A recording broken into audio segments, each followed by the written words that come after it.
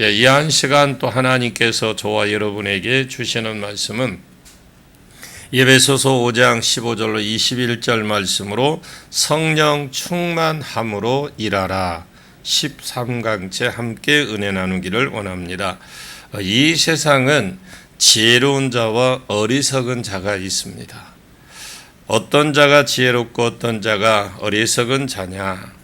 하나님의 성도가 이 땅을 살 때에 지혜롭게 살기를 원하고 또 지혜롭게 삶을 또 삶으로 복을 받고 지혜롭게 삶으로 하나님이 기쁨이 되는 그런 자가 되기를 또 원하셔서 구원받은 성도의 삶을 쭉 갔다가 빛을 발하는 삶이다. 하나님의 닮은 자의 삶이다. 이런 말을 하다가 오늘은 지혜 있는 자처럼 살기를 원한다. 그렇게 말하는 것이 오늘 본문의 말씀인데, 그러면 지혜 없는 자는 어떻게 살고 지혜가 있는 자는 어떻게 사느냐? 지혜 있는 자는 16절에 삽니다. 두 가지 삶을 말하는데, 지혜로운 자는 지혜로운 자같이 세월을 아끼라 했으니까 지혜로운 자의 삶이 세월을 아끼라, 때가 악하니라 이렇게 되어 있거든요. 세월을 아끼라, 이 말은 우리나라 성경 말 그대로 해석한다면 시간이 너무나 없으니까 마치 예를 들어서 시한부 인생 이렇게 선고받은 사람처럼 세월을 나누어서 아껴 써라 이렇게 생각을 할 수 있습니다만, 원어 성경에 보시면 세월을 아끼라 이 말은 기회를 사라, 그리고 모든 기회를 선용해라, 그런 뜻이 있습니다. 세월을 아끼라는 말은 헬라어와는 완전히 다른 뜻을 가지고 있습니다. 지혜로운 사람은 세월을 아끼라, 이것이 원어에는 모든 주어진 기회를 선용해라, 아니면 기회를 사라. 그러면 이것이 무슨 말이냐? 어떤 사람에게 어떤 기회가 주어졌다고 한다면, 어떤 사람에게 모든 주어진 환경이, 예를 들어서 나는 돈이 좀 있다, 이것이 주어진 환경이라는 거죠. 내가 열심히 일해서 돈 버는 것 같지만 사실은 그렇지 않습니다. 신명기 8장에 만약에 어떤 사람이 돈을 얻었다면 그것은 하나님께서 내가 열심히 일해서 돈 번 것이 아니고 벌 수 있는 능력을 너에게 주었기 때문이다. 그래서 예를 들어서 돈이 주어졌다면 지혜로운 자는 아무 생각 없이 펑펑 쓰는 사람이 아니고 왜 나에게 이 물질을 맡겨주셨을까를 생각하고 또 맡겨주신 이 물질을 가지고 하나님의 뜻이 무엇인지 분별을 해서 그 뜻대로 살아가는 것입니다. 돈을 맡겨주었으면 예를 들어서 구제하는 데 써라, 아니면 선교하는 데 써라, 아니면 전도하는 데 써라, 나름대로 하나님이 주신 감동이 있을 겁니다. 그러면 그 모든 주어진 기회를 선용하라는 겁니다. 어떤 사람에게 말씀을 가르칠 수 있는 지혜를 주셨다, 재능을 주셨다, 나는 목사로 부름받았기 때문에 나에게 이런 재능이 있다. 그러면 내가 죽기 전에 건강이 있을 때에, 아니면 하나님이 혹 이런 지혜와 은사를 거두어 가기 전에 무엇을 하라는 겁니까? 최대한 준비를 해서 내게 주어진 그 기회를, 하나님의 말씀을 준비해서 이 말씀으로 성도들을 먹이고 성도들을 돌봐주고 양떼와 소떼와 그 소떼가 잘 자라날 수 있도록 노력하는 것이 주어진 기회를 선용을 하는 것입니다. 어떤 사람에게 병 고치는 은사가 주어졌다면 그것으로 열심히 일하는 겁니다. 그것이 모든 주어진 기회를 선용하는 것이고 그것이 세월을 아끼는 삶입니다. 이 사람이 지혜로운 자라는 것이죠. 그러면 반대로 어리석은 사람은 뭐냐? 주어진 모든 기회를 선용하지 못하고 돈을 주면 그냥 자기를 위해서 살고 하나님 말씀을 잘 가르치는 은사를 주셨는데도 병 고치는 은사를 주셨는데도 갖가지 여러 가지 은사도 능력도 주시고 했는데도 그걸 가지고 다른 사람을 이롭게 하지 않고 자기 유익을 위해서 사는 것입니다. 사실 말씀만 잘 가르쳐도 어디 돌아다니면서 돈 많이 법니다. 목사가 돈을 벌려고 태어난 사람은 아닙니다만 말씀만 잘 가르쳐서 소문이 나고 이 부분이 열심히 집중해서 뜨면 돈이 왜 안 되겠습니까? 그러면 그렇게 살면 그것이 누구를 위해서 사는 것입니까? 그것이 주어진 기회를 선용하는 사람이 아니고 자기를 위해서 사는 사람이라는 거죠. 꼭 어리석은 사람은 어떤 사람이냐? 이 주어진 기회를 선용하지 못하고 자기를 위해서 사는 삶입니다. 그런데 하나님께서 주어진 이 기회를 거두어 가버릴 때가 있습니다. 잘못 이용하면 거두어 가십니다. 거두어 갈 때에 껄껄거리는 사람은 어리석은 사람입니다. 그때 내가 돈만이 있을 때에 이것 좀 할 걸 이렇게 후회를 합니다. 누가복음 16장에 대표적으로 우리에게 잘 말씀해 주는데 부자와 나사로 비유가 있습니다. 부자에게 하나님이 돈을 많이 주셨습니다. 그런데 나사로 거지인 부자 집 문 앞에 있는 거지입니다. 맨날 부자가 날마다 잘 입고 잘 먹고 호화스럽게 살았고 그런데 나사로는 그 부자의 상에서 떨어지는 것으로 먹고 살아왔는데 거지가 이제 죽어서 아브라함 품에 안겼습니다. 그리고 부자가 죽어서 장사가 되고 그가 음부에서 고통 중에 있다가 눈을 들어보니까 아브라함 그의 품에 나사로를 보고 불러 이르되 아버지 아브라함이여 나를 긍휼히 여기사 나사로를 나 있는 곳으로 보내셔서 그 손가락의 끝에 물 한 방울 찍어서 내 혀를 서늘하게 해주세요. 내가 이 불꽃 가운데 괴로워 하나이다. 여러분 지금 그 느껴집니까? 손가락에다가 한번 라면물 풀풀 끓이거나 손가락 한번 딱 넣어보십시오. 견디는 사람은 지옥을 가도 괜찮을 것 같아요. 이게 여러분 얼마나 고통스러운지 그 손가락 물 한 방울 떨어진다고 몸에 뭘 느끼겠습니까? 그만큼 고통스러운 것이 지옥입니다. 그렇게 말했을 때에 아브라함이 냉정한 소리를 하는 우리는 음성을 듣습니다. 야, 너는 살았을 때에 좋은 것을 받았고 나사로는 고난을 받았으니까 이것을 기억해라. 이제 그는 여기서 위로를 받고 너는 그곳에서 괴로움을 받으리라. 그뿐 아니라 너와 나 사이에 큰 구렁텅이가 높여 있어서 여기는 너희가 건너가고자 하되 건너갈 수 없고 거기서 우리에게 건너올 수도 없는 곳이다. 이 말을 할 때 오해를 하시면 안 됩니다. 이 땅에서 잘 먹고 잘 살면 지옥에 가서 고생합니다. 여러분 눈을 크게 한번 떠보십시오. 여러분 이 땅에서 잘 먹고 잘 살면 가서 고생합니까?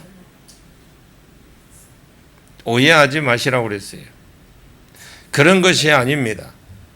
이 사람이 왜 지옥에 가서 고생을 하느냐? 하나님께서 물질 부분에 있어서 기회를 주었는데 그 기회를 선용하지 못하고 있는 겁니다. 교회가 어려운 교회가 있으면 내 사비라도 털어서 해야 되는데 그러지 않고 그냥 내 것이 아니니까 내 몰라라 하고 주어진 기회를 놓치는 거예요. 모든 인생에게 하나님 물질 부분에 있어서 기회를 주셨다면 특별히 믿는 사람은, 이스라엘 사람은, 성도는 하나님께서 주신 것으로 인하여 선용할 수 있어야, 또 선용을 해야 될 것인 일이 있기 때문에 우리에게 주어진 기회라는 겁니다. 이것을 잘 감당하면 천국에서 상급이 되고 복이 되고 이 땅에서 복이 되고, 이것이 안 되면 세월을 아끼라. 그리고 때가 악하니라. 피곤하십니까? 이것은 세상이 악하다 그런 의미가 아닙니다. 제가 여러분 피곤하시면 예배 전에 올 때에 주무시고 오시라고 그랬어요. 저는 최선을 다해서 진짜 다 합니다. 여러분 그러지 마십시오. 여기 와서 지그시 눈 감고 그러지 마십시오. 지금까지는 제가 그렇게 해왔는데 신앙이 안 자라요. 들으십시오. 들려야 삽니다, 여러분. 그래야 우리가 함께 사는 것이죠. 그것이 그런 의미가 아니라 심판을 받을 때가 되었다라는 거예요. 하나님 때가 다 되어간다는 것. 정말로 향하여 가고 가까워 가면 가까워 갈수록 하나님 심판이 가까이 오는 것입니다. 천만년에 내 것으로 누릴 것 같이, 천만년 내가 내 것을 내 것 같이 누릴 것 같고, 그렇게 누리면 주어진 기회를 선용하지 못하는 사람이고, 그런 사람은 심판대가 되었다라는 거죠. 하나님의 심판대 앞에 서게 될 것입니다. 그래서 어리석은 자는 하나님 심판대 앞에 설 겁니다. 어떤 사람이 죽었을 때에 반드시 우리가 역사로부터 평가를 받고 하나님으로부터 심판을 받습니다. 사람이 죽으면 우리가 그 사람은 그런 사람이었다고 평가할 거예요. 사람이 죽으면 그 사람 그런 사람이었다고 평가는 하지 않아요. 그리고 무엇보다도 하나님이 또 평가할 겁니다. 하루살이도 내가 하루를 살아도 내가 심판대 앞에 선다는 걸 의식하면서 사셨으면 좋겠습니다. 우리는 시한부 인생입니다. 내가 오늘 건강하고 숨쉬고 살았지만 내일은 어떻게 될지 모르잖아요. 여러분 이번에 귀성길에 오르락 내려가면서 자기가 죽을 줄 어떻게 알아요? 자기가 그렇게 사고 낼 줄 어떻게 압니까? 물론 술 취해가지고 그런 거는 고의적이라고 볼 수 있고 그건 살인행위입니다만은, 그렇지만 내가 아니지만 그런 사람이라 내가 언제 죽을지 언제 알아. 우리는 시한부 인생이에요. 그렇게 보면 모든 인생은 시한부 인생이고 심판의 때가 다 되었다라는 겁니다. 때가 악함이라. 지혜로운 자는 어떤 자가 지혜로운 자냐? 하나님이 나에게 주어진 기회를 선용하는 사람입니다. 언젠가는 심판탑에 설 줄 알고 하나님이 주신 그 때를 잘 선용하는 사람입니다. 그런데 어리석은 자는 하나님의 시간을 주면, 물질을 주면 주는 대로 허비하고 낭비하는 사람이에요. 그리고 지혜로운 자는 어떤 사람이냐? 자, 17절을 같이 보겠습니다. 시작. 그러므로 어리석은 자가 되지 말고 오직 주의 뜻이 무엇인가 이해하라. 예, 그러므로 그러죠. 어리석은 자가 되지 말라. 오직 주의 뜻이 무엇인가 뭐래요? 이해를 하라 그랬죠. 이 말과 앞의 말씀을 합치면 주어진 기회를 통해서 주의 뜻이 무엇인지 이해하라고 하라는 것이고, 17절에만 따로 떼면 어리석은 자가 되지 말고 15절에도 지혜 없는 자가 나오는데 17절에 나오는 어리석은 자가 지혜로운 자입니다. 어리석은 자가 되지 말고, 그리고 지혜 있는 자는 어떤 자냐? 오직 주의 뜻을 무엇인지 이해를 하는 자라고 그래요.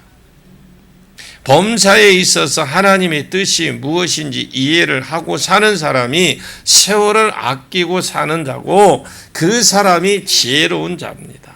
여러분, 하나님 앞에 많이 여러분 헌신하고 심으십시오. 사람이 우리에게 주어진 뜻, 우리에게 행하신 뜻이 뭐 있습니까? 어리석은 사람은 우선순위, 이 뜻을 이해하지 못하고 분별하지 못하고 사는 자가 어리석은 사람이에요. 아모스서에 보시면 하나님께서 이스라엘 백성들을 딱 부르실 때에 부르신 목적이 있습니다. 이스라엘 백성이 추구했던 삶과 목적과 너무 달랐어요. 하나님이 부르셨는데 그 이스라엘 백성들은 하나님이 부르셨는데 부르신 목적이 있는데 그런데 이스라엘 백성 입장에서 볼 때는 전혀 삶도 목적도 너무 다른 거예요.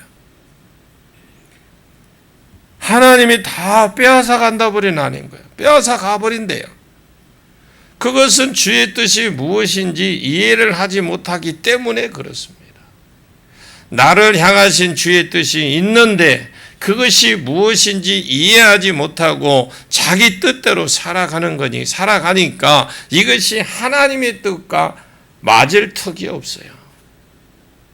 두 사람이 뜻이 같아야 동행하는 것이잖아요. 동행한다라는 건 두 사람의 뜻이 같이 있어야 가는 거죠. 여러분 하나님보다 세거든. 여러분이 하나님보다 좀 세다 싶으면 마음대로 하시면 돼요. 그러나 지혜로운 자는 내가 하나님보다 약하다는 걸 알고 나는 하나님이 안 도와주시면 못 산다라는 걸 알고 지혜로운 자의 삶은 범사에 주의 뜻이 무엇인지 이해하고 분별하는 삶이라는 겁니다. 어리석은 자는 먼저 해야 될 것과 나중에 해야 될 것 일을 몰라요. 24시간 주어졌는데 모든 일을 한꺼번에 다 버리려고 그래요. 그러니까 바쁜 겁니다.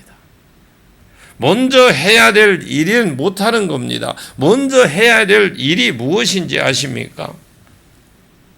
기도와 말씀 듣는 것이 먼저 해야 될 일입니다. 아멘? 그잖아요. 우리가 기도와 말씀 듣는 것이 먼저 해야 될 일입니다. 하루 바빠서 기도 못하고 바빠서 성경 못 읽고 산다면 그건 진짜 어리석은 사람이라고 그래요. 주님의 뜻이 무엇인지 분별을 못하고 사는 사람이다. 반드시 그 삶에 대해서 후회할 날이 있을 겁니다. 이스라엘 백성이 자기 뜻대로 살다가 70년 포로 잡혀갖고 1000명이 있는 성에 100명 남았어요. 1000명에 살던 성에 100명만 남아있어요. 10명만 남았습니다. 10분의 1만 남았어요. 큰 민족이 다시 작은 민족이 되었고 하나님이 주신 땅에서 다시 쫓겨나서 애굽의 포로가 되었듯이 바벨론 포로가 되었습니다. 다시 하나님이 회복을 시켜주셨을 때 그 사람들은 새로 시작하는 삶을 살아야 되었습니다. 어리석은 자입니다. 세월을 아끼고 시간을 아끼는 것이 다른 것이 아니라 지혜로운 삶을 다른 것이 아니라 하루하루 살 때 막 사는 것이 아니라 하나님의 뜻이 무엇인지 이해를 하고 사는 겁니다. 여러분 이해를 하십시오. 그리고 분별을 하려고 하십시오. 새벽마다 와서 물어보십시오. 아멘? 새벽마다 와서 물어보십시오. 잠 조금 덜 자도 안 죽습니다. 조금 더 부지런해지면 됩니다. 잠 자기 싫어하는 사람 어디 있어요? 다 이불 속에서 더 눕고 싶은 게 다 인간 똑같은 내 생각이면 다른 사람도 똑같은 생각이에요. 내가 일어나기 힘들면 다른 사람도 일어나기 싫어요. 왜냐? 그러나 우리는 새벽에 말씀을 듣고 말씀을 읽는 걸로 시작을 하기 위해서 먼저 하나님께 드리기 위해서 나오는 겁니다. 내 뜻을 다 정해놓고 내 생각 다 결정 내려놓고 자기 답하고 맞추지 말고 내가 이것을 해야 되는지 말아야 되는지 정말 겸손하게 하나님의 뜻에 주의 뜻이 무엇인지 이해하고 물어보십시오. 그러면 하나님께서 지혜를 주신 겁니다. 말씀을 앞에 세워 보십시오. 그러면 하나님이 지혜를 줄 것입니다. 그 지혜를 받아서 살면 지혜로운 삶인데 어리석은 자가 생각을 쫓아 사는 겁니다. 내 계획, 내 뜻, 내 모든 알 것 딱 맞춰놓고 하나님 것을 갖다 끼워 맞추려고 하지 마시고 그러니까 어렵게 사는 겁니다. 고민하고 고민해서 그 고민을 쫓아 살고 그것 때문에 터지고 나중에 후회를 합니다. 내가 지혜로운 자가 되려면 주의 뜻을 이해를 해야 되는데 그 주의 뜻을 이해하려고 하면 어떻게 해야 되느냐? 제일 좋은 것이 성령 충만함을 받는 것입니다. 오늘 말씀 제목의 말씀처럼 성령 충만함으로 일하자는 겁니다. 자, 18절을 보겠습니다. 시작. 술 취하지 말라. 이는 방탕한 것이니 오직 성령으로 충만함을 받으라. 아멘. 술 취하지 말라. 이는 방탕한 것이니 오직 성령으로 충만함을 받으라. 방탕하다, 이거는 자기 마음대로 사는 걸 말합니다. 술 먹는 사람, 술 취하는 사람은 자기 마음대로 하잖아요. 그렇게 살지 말라는 것입니다. 그러면 주의 뜻에 이해하기 위해서 무엇을 해야 되느냐? 무엇을 해야 됩니까? 성도가 성령 충만함을 받는 것입니다. 성령은 그리스도의 영이기 때문에 성령이 충만하면 무엇을 분별한다는 말이냐? 주의 뜻을 이해를 하고 주의 뜻을 분별한다라는 것입니다. 그러면 그것이 지혜로운 삶이죠. 구약 성경에는 하나님께서 율법을 주셨고 율법대로 살아라 이렇게 하나님이 하셨어요. 지금은 율법이 오히려 내 속 안에 있어요. 우리가 주의 뜻이 무엇인지 이해하려고 말씀 앞에 세워지고 기도 앞에 세워지기만 한다면 주의 성령이 내 속에서 내가 할 일들을 가르쳐 주시고 구약에 없던 것이 딱 하나 더 있어요. 그것이 뭐냐? 성령이에요. 율법은 살 힘을 주지 못합니다. 그런데 성령은 내 속에서 그렇게 살아갈 수 있도록 힘을 주시는 거예요. 이번 가족성에 가보니까 저는 뒤에서 많이 울었어요. 가족들이 와서 그 어린아이들 데려오고 또 중고등부 애들 데려오고 대학생들, 청년들, 가족들, 직장인들 그 시간 연휴에 나 제쳐놓고 그 밤 새벽 7시부터 아침부터 밤 12시 1시까지 앉아서 나중에 첫날에는 냉랭했는데 그 다음날 월요일 저녁부터는 다 눈물 콧물 빼면서 끌어안고 울면서 그 안에 있는 영들이 가족이 하나 되지 못했던 가족들이 펑펑 울면서 끌어안고 기도하고 그러는 걸 볼 때 키가 190이 넘는 제가 그러니까 한참 후회더라고요. 그런 친구가 뻣뻣하니 있다가 마지막 시간 저녁 시간에 터진 거예요. 그러면서 즉사를 하는데 그 안에 영들이 나오는 게 무지막지하게 나와요. 부모님을 미워하게 만들고 그리고 모든 것이 집에 있는 것이 다 싫고 다 그게 영들이 그러는 거예요. 그런 것들이 하나가 되는 걸 보니까 얼마나 감사한지.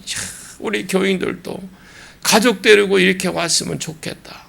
그래서 오직 저는 그걸 놓고 기도하고 내려왔어요. 우리 그 추석성에 구정세 명절성에 반드시 1년에 2번 있습니다. 여러분 기도하시고 갈 수 있기를 바랍니다.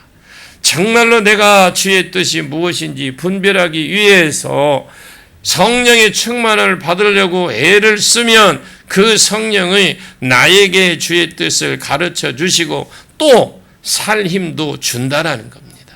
예배소와 쌍둥이 절이 있다고 그랬습니다. 골로새서 13장 16절이 예배소와 쌍둥이 절이에요.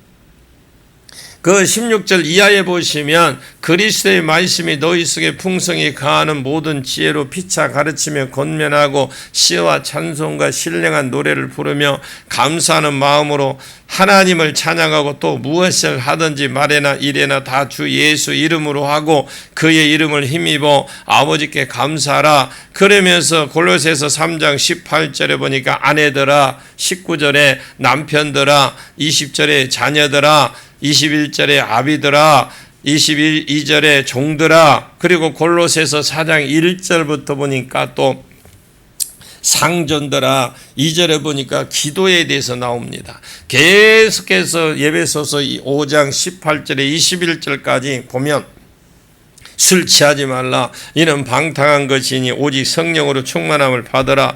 시와 찬송과 신령한 노래들을 서로 화답하며 너희 마음을 주께 노래하며 찬송하며 범사에 우리 주 예수 그리스도 이름으로 항상 아버지와 하나님께 감사하며 그리스도를 경외함으로 피차 복종하라. 그리고 에베소서 5장 22절을 한번 읽어보십시오. 한번 읽어볼까? 22절입니다. 같이 읽습니다. 시작. 아내들이여 자기 남편에게 복종하기를 주께 하듯 하라. 그리고 이제 25절에 보면 남편들아, 6장 1절에 보니까 자녀들아, 4절에 보니까 아비들아, 5절에 종들아, 9절에 상전들아, 10절에 기도에서 나오죠. 그래서 이 에베소와 그 골로새서 1장, 그 골로새 3장이죠. 3장부터는 16절 그 이하를 쭉 보면은 이 쌍둥이절이 바로 에베소와 쌍둥이절입니다. 그러면 결국 바울은 에베소 교회에 쓴 글과 골로새서 교회에 쓴 글과 같다라는 겁니다. 그러면 성령으로 충만함을 받으라. 이 자리에 골로새서가 무엇이라고 되어 있느냐? 그리스도의 말씀이 너희 속에 풍성히 거하여 이렇게 되어 있거든요. 주의 뜻이 무엇인지 이해를 해라. 이렇게 말하면서 뭐라고 말씀 거기에다 붙여놨느냐? 오직 술 취하지 말라. 이는 방탕한 것이니 오직 성령 충만함을 받으라. 그렇게 답글을 달아놨어요. 그러면 주의 뜻이 무엇인지 이해를 하려고 한다면 성령으로 충만함을 받는 것인데, 성령 충만이 또 다른 말로 뭘로 가냐면 말씀 충만입니다. 그리고 하나 더 말한다면 마태복음 7장 11절에 하늘에 계신 너희 아버지께 구하는 자에게 좋은 것을 주시지 않겠느냐. 누가복음 11장 13절에 하늘에 아버지께서 구하는 자에게 성령을 주시지 않겠느냐. 그 좋은 것이 성령이다라고 되어 있어요. 성령 충만을 받으십시오. 주의 뜻이 무엇인지 분별하는 것은 성령으로 충만함을 받는 것이 최고예요. 성령 충만은 말씀 충만이 하나고 기도가 오는 것입니다. 주의 뜻이 무엇인지 분별을 하고 하지도 못하고 또 그냥 하루 살지 마시고 주의 뜻이 무엇인지 우리는 분별하는 삶을 사십시오. 여러분 구약의 출애굽기에 보시면 여호수아가 여리고성을 승리를 했습니다. 그리고 그 다음이 어디냐? 아이성입니다. 아이성이라는 사람과 똑같아요. 내 생각에는 이길 것 같고 내 생각에는 하나님도 도와줄 것 같지만 주의 뜻대로 안 살면 안 도와줍니다. 여리고는 도와야 이길 수 있고 아이성은 복병 병책을 써야 이길 수 있어요. 자, 잘 들으십시오. 여리고성은 하나님이 도와주셔야만 이길 수 있는 성이고요. 아이성이라는 것은 하나님이 복병 정책을 써야만 이길 곳이 그곳입니다. 지형적으로. 여리고는 내 마음대로 살고 아이에서 내 마음대로 하는데 도와줄 것 같습니까? 7바퀴 돌아라. 하루에 한 바퀴만 돌고 가셔라. 이게 여러분 참 쉬운 것이 아니거든요. 그것도 7일 동안. 근본적으로 성도의 복은 하나님으로부터 오고 세상 복은 자기 힘으로부터 오는 줄 같습니까? 세상의 힘은 뭐 자기 힘으로 오겠죠. 성도가 세상의 원리를 가지고요. 세상 사람들이 자기 힘으로 원리를 살아간다고, 그러나 살아갑니다. 또 그렇게 살아가는데, 그러나 성도를 아는 걸 아셔야 돼. 성도는 세상 삶의 원리를 가지고 교회에서 생활하려고 하면 될까요? 안 됩니다. 지혜로운 자가 되시기를 축원합니다. 지혜로운 자는 하나님이 내게 주신 모든 것을 기회를 선용하는 자가 내가 지금 어떤 위치에 있는 것을 보고 그 위치를 가지고 그 자리에서 그 부분에서 하나님을 섬기고 이웃을 섬기는 것이 지혜로운 자입니다. 주의 뜻이 무엇인지 분별하고 살려고 하는 자가 지혜로운 자예요. 그래서 우리가 묻는 거예요. 하나님, 내가 무엇을 해야 되는가요? 내가 어떻게 해야 될까요? 나는 정말 어떻게 보면 알지 못하는데 내가 무엇을 해야 하나님 기뻐하시는 일을 할 수 있습니까? 묻는 겁니다. 물어보지도 안 하고 못한다, 안 한다, 없다, 시간 없다, 아무것도. 살아보십시오. 하나님보다 더 세면. 괜찮아요. 하나님보다 세면 한번 살아보십시오. 여러분, 예배소는 재미가 없다고 그랬어요. 제가 분명히 말씀드렸어요. 이게 지혜로운 자가 아니라 미련한 자라고 그래요. 그 사람은 처음부터 다시 훈련받고 다시 시작을 해야 돼요. 돈이면 돈 부분부터 시작을 하고 열심히 훈련시켜 놓았는데 처음으로 돌아가면 또 훈련받아야 됩니다. 틀림없어요, 여러분. 내가 안 받을 것 같지만 받습니다. 성 앞에 열심히 훈련시켜 놨더니 어느 선까지 다 와서 다시 돌아가 버리는 거나 똑같습니다. 주의 뜻이 무엇인지 분별하십시오. 그러기 위해서 성령 충만함으로 받는 것이 최고입니다. 성령 충만함으로 받으면 외적 현상이 일어나고 내적 현상이 일어나요. 여러분, 성령 충만함을 받으면 내적인 현상도 일어나고 그러니까 외적인 것도 내적인 것도 같이 일어나요. 내적인 현상은 갈라디아서 5장에 사랑과 희락과 화평과 오래 참음과 자비, 양선, 충성, 온유, 절제가 나오는데 이런 것들이 성령 충만을 받은 자가 내적으로 일어나는 현상들, 열매라고 그러죠. 그리고 외적인 열매들이 있습니다. 그것은 오늘 본문에 있는 것들인데 저 사람이 성령 충만한지 안 충만한지 어떻게 아느냐. 19절의 시와 19절 한번 볼까요? 같이 읽습니다. 시작. 시와 찬송과 신령한 노래들로 서로 화답하며 너희의 마음으로 주께 노래하며 찬송하며. 예, 성령 받은 사람은 일단 뭐가 나와? 찬송이 터져 나와. 그냥 걸어가면서도 흥얼흥얼 찬양하고 그냥 아무 뜻도 없어. 그냥 예수님 찬양. 거기서 예수님 찬양 나올 것도 아니야. 나와서는 안 돼. 그런데 본인은 좋아. 아무 그거 안 돼. 지금 옛날에는 많은 사람들이 안 믿는 사람은 콩밭을 매는 콩밥 매는 앙내에 부르는데 거기 옛날에는 콩밥 멜 때에 어른들 보면 예수 믿는 사람 뭐가 나오는지 힘이 드니까 막 예수님은 나의 힘이요 하면서 꼭 그거면 호미를 찍으면서 긁어가면서 더운데 땀 찔찔 흘리고 하는데 그러니까 예수님은 나의 힘이시요 막 그렇게 찬양하는 걸 봤어요. 왜? 그런 찬양이 있었기 때문에 이 나라의 민족이 이렇게 잘 사는 거예요. 밭에서도 그 기름 부어놨지, 부엌에서도 그 불때면서 부어놨지. 다 그런 기름 부음이 있어 이 나라의 민족이 이렇게 잘 다고 이렇게 잘 사는데 갈수록 기름 부음을 다 까먹고 있어요. 성령 충만한 사람은 제일 먼저 일어나는 것이 찬양이에요. 내가 내 자신을 알아요. 20절을 한번 보겠습니다. 20절 시작. 범사에 우리 주 예수 그리스도의 이름으로 항상 아버지 하나님께 감사하며. 예, 범사의 이 말은 좋거나 안 좋거나 내가 볼 때는 좋아 보이거나 내가 볼 때 안 좋아 보이거나 범사의 아버지 하나님 예수님의 이름으로 감사할 줄 아는 그것이 성령 받은 사람, 성령 충만 받은 사람의 외적인 증거, 외적인 열매 두 번째입니다. 두 번째 열매가 21절이에요. 21절 보겠습니다. 시작. 그리스도를 경외함으로 피차 복종하라. 예, 그리스도를 경외함으로 피차 복종하라. 여기 그리스도를 그냥 복종하는 겁니다. 그리스도를 두려워함으로 섬김으로 피차 복종하는 건데 여러분 세상에 부딪히는 사람이 많지만은 그리스도를 두려워함으로 피차에 복종하라 그랬어요.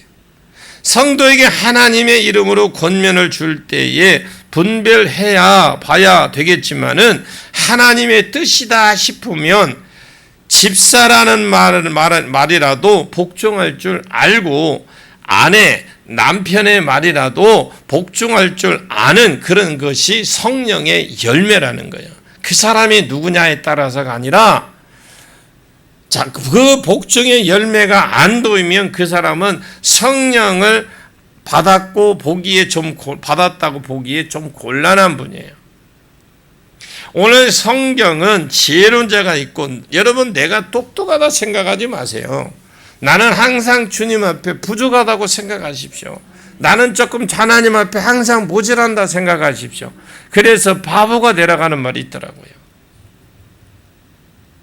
어리석은 자가 있다, 이게 가르치는데 지혜로운 자는 어떤 자냐? 첫째, 지혜로운 자는 세월을 아끼는 자. 아멘. 즉 모든 주어진 기회를 하나님이 나에게 주신 물질이든 은사든 무엇을 주었든 간에 주어진 것을 그것을 가지고 하나님 뜻을 분별해서 선용을 잘 할 줄 아는 자다. 왜? 때가 악하기 때문에. 어리석은 자는 왜 어리석은 자냐? 주어진 때를 선용하지 못해서 그래서 그 사람이 어리석은 자다. 심판 때가 없다고 생각하기 때문에 어리석고, 두 번째로 지혜로운 자는 어떤 자이고 미련한 자냐? 미련한 자는 어떤 자냐? 지혜로운 자는 하루하루 삶 가운데에 한 해 한 해 삶 가운데에 하나님의 뜻이 무엇인지 이해를 합니다. 어리석은 자는 자기 뜻대로 살아갑니다. 하나님 뜻을 이해를 하려고 하면 성령이 충만함을 받아야 됩니다. 성령이 나를 이끌어 가실 것이고 성령이 여러분을 이끌어 가실 겁니다. 성령 충만을 받기 위해서는 그리스도의 말씀이 속에 풍성히 거해야 돼. 말씀이 충만히 내 안에 거해야 됩니다. 그것이 성령 충만이라는 거죠. 성령으로 충만함을 받으면 우리 가운데 세 가지 현상이 일어나는데, 하나님 앞에 시와 찬송과 신령한 노래들로 하나님을 찬양하고 서로 찬양하는 화답하는 삶을 살아간다. 성도만이 할 수 있는 찬양이 있고, 또 성령으로 충만함을 받은 자만이 찬양할 수 있어요. 성도만이 찬양할 수 있고 성령 충만이 받은 자가 찬양할 수 있다는 거예요. 두 번째, 성령으로 충만함을 받으면 범사에 감사한다고 그랬어요. 기드몬에 가서 나무 뿌리를 흔드는 자가 성령 충만한 자가 아닙니다. 그냥 감사하는 겁니다. 이래도 감사, 저래도 감사, 또 있어요? 그러니까 감사, 그러니까 또 감사. 감사하십시오. 하나님이 나를 이끌어 가시는 줄 믿고 내게 필요해서 주는 때인 줄 알고 그래서 감사, 이렇게 하는 거예요. 그 다음에 여호와를 경영하고 그리스도를 경외함으로 피차에 복종하는 겁니다. 나이 어린 사람의 말이라도 그것이 하나님의 말씀이다라고 싶으면 피차에 복종하는 겁니다. 남의 말이라도 그것이 맞는 말이라면 피차에 복종을 하는 겁니다. 남편의 말이라도 저 사람이 남편이다 생각하지 말고 그것이 맞는 말이라면 복종을 하는 겁니다. 역시 아내도 마찬가지예요. 이런 삶의 흔적이 성령 충만하는 증거다라고 그랬어요. 성령이 충만해서 모두 주어진 기회에 하나님의 뜻을 분별하고 선용할 줄 아는 여러분이 귀한 성도가, 생명 있는 성도가 되기를 축원합니다. 여러분들이 그런 주인공이 되시기를 예수님의 이름으로 간절히 축원합니다. 기도하겠습니다. 참으로 고마우신 아버지, 이 세상엔 지혜로운 자가 있고 어리석은 자가 있다고 가르쳐 주셔서 감사합니다. 우리는 우리에게 주어진 모든 기회를 하나님의 뜻을 분별해서 선용할 줄 알고 세월을 아끼는 지혜로운 자가 되게 해 주시옵소서. 그리고 우리 뜻대로 사는 어리석은 자가 되지 않고 하루하루 삶 가운데에 한 해 한 해 삶 가운데에 하나님의 뜻이 무엇인지 이해하는 지혜로운 자가 되게 해 주옵소서. 주옵소서. 그리고 하나님의 뜻을 이해하려고 하면 성령으로 충만을 받아야 된다고 말씀하셨는데, 그리스도의 말씀이 풍성히 채워지고 성령의 충만함을 받게 해 주옵소서. 성령이 충만해져서 모두에게 모두 주어진 기회에 하나님의 뜻을 분별하고 선용할 줄 아는 성도, 생명력 있는 성도가 되게 해 주시옵소서.